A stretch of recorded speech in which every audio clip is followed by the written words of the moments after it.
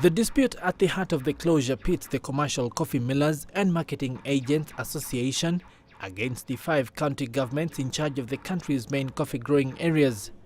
The county governments declined to issue transport permits to coffee marketing agents and demanded a say in deciding who the farmers can sell their coffee to. Without supplies, the auction ground to a halt. Last week, when the auction was suspended, the effect was that we had, of course, that sale not going through, and that meant that the farmers were not able to be paid for that particular week. Unfortunately, being the main crop, this is the time we expect a lot of coffee coming to the auction. That has really created a situation for us as the managers of the Nairobi Coffee Exchange. And the money is, of course, the money that was supposed to have come last week. Did not come, and therefore we must say that there was that chunk of money that could not come through, and more so to the farmers. The crop is a vital and often sole source of income for many farmers in central Kenya.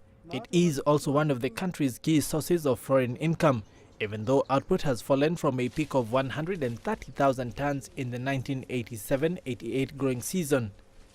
As output has fallen, so have prices. Many small-scale farmers have lost faith in the crop due to diminishing incomes. Coffee bushes have now been cut to make room for other crops, or land has been sold for real estate.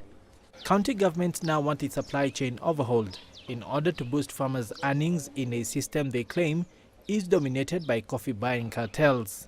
I know the government has been trying to come up with some interventions to see that the coffee farmer does not continue suffering at the expense of the prices coming down. But now, as Nairobi Coffee Exchange, we are